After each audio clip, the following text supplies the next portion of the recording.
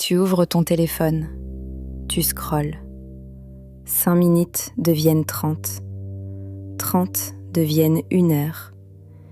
Et quand tu poses enfin l'écran, tu te sens étrangement plus vide qu'avant, plus lourd, pas reposé, pas nourri, juste vide. Et pourtant demain tu recommenceras.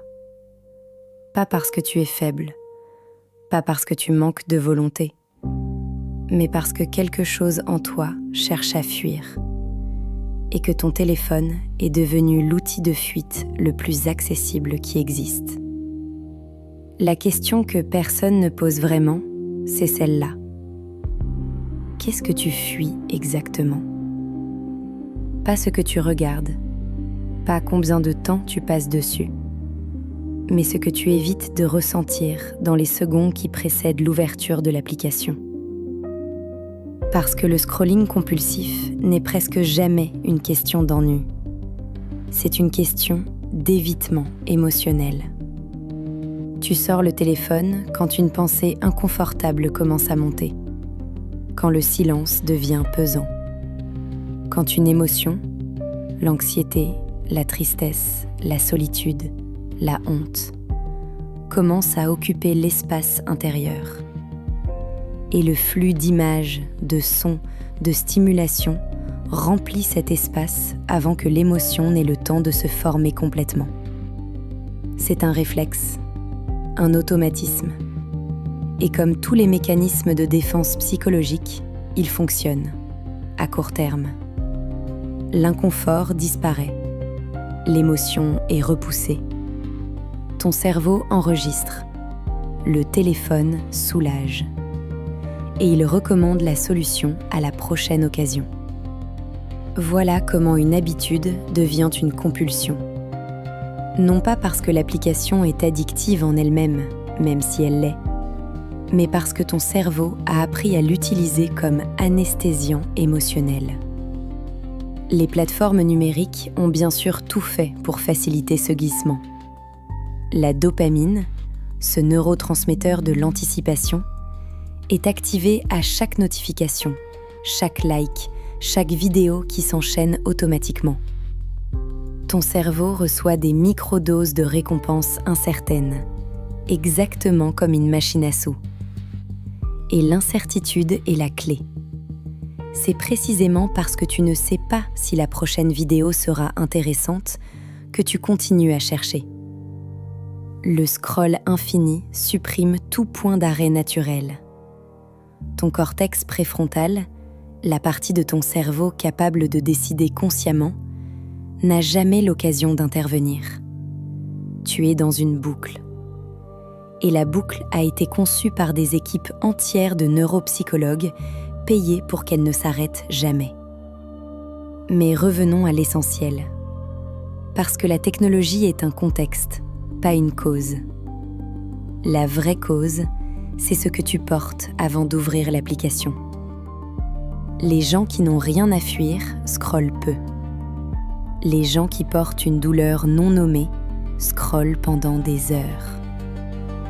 Ce n'est pas une question de génération, de QI ou de discipline. C'est une question de charge émotionnelle non traitée. Et dans notre époque, cette charge est considérable. L'anxiété chronique a explosé. La solitude structurelle, même entourée de gens, est devenue une réalité pour des millions de personnes. Le sentiment diffus de ne pas être à la hauteur, de rater quelque chose, d'être en retard sur une vie qui ressemble à celle qu'on voit défiler sur les écrans, tout ça crée un inconfort intérieur permanent que le scrolling soulage temporairement et aggrave profondément. Il y a une ironie cruelle dans tout ça. Pour fuir la solitude, tu ouvres une application sociale. Et cette application, en te montrant des centaines de vies présentées sous leurs meilleurs jours, active dans ton cerveau un mécanisme qu'on appelle la privation relative. Tu compares ta réalité intérieure, avec ses doutes, ses silences, ses zones grises, à des projections extérieures parfaitement filtrées. Et ton système émotionnel, contrairement à ton intellect, ne fait pas la différence entre ce qui est réel et ce qui est mis en scène. Il conclut que tu manques quelque chose, que les autres ont une vie plus pleine, plus intense, plus belle. Tu es entré sur l'application pour te sentir moins seul. Tu en ressors en te sentant plus inadéquat qu'avant. C'est pour ça que tu te sens triste après. Pas parce que tu as perdu du temps, mais parce que l'émotion que tu fuyais au départ est toujours là. Et elle est maintenant accompagnée d'une couche supplémentaire de comparaison et d'insatisfaction. Alors comment en sortir ? La psychologie ne prescrit pas la rupture brutale. Elle prescrit d'abord la conscience. Avant de travailler sur le comportement, il faut nommer ce qu'on fuit. La prochaine fois que tu attrapes ton téléphone par réflexe, pas parce que tu attends un message, pas parce que tu cherches une information précise, pose-toi une seule question. Qu'est-ce que je ressentais dans les 5 secondes avant de faire ce geste ?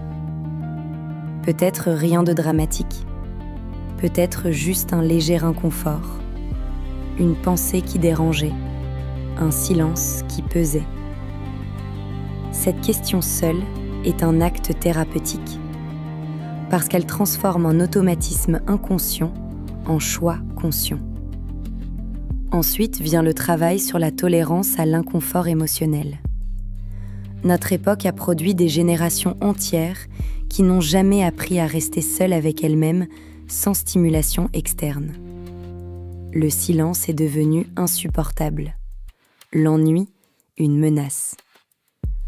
Or, c'est précisément dans ces espaces vides, dans l'ennui, dans le silence, dans l'inconfort, que les émotions non traitées remontent à la surface. Et c'est là qu'elles peuvent enfin être reconnues, nommées, traversées. Pas supprimées, traversées. Il y a une différence fondamentale. Ce qu'on supprime revient, ce qu'on traverse se dissout.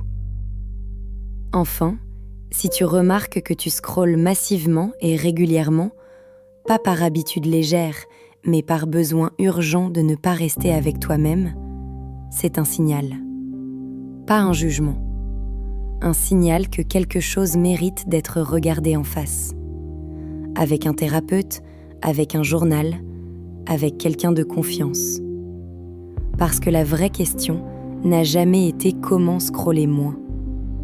La vraie question, c'est qu'est-ce que tu portes que tu n'as pas encore osé regarder ? Et cette question-là mérite mieux qu'une réponse algorithmique.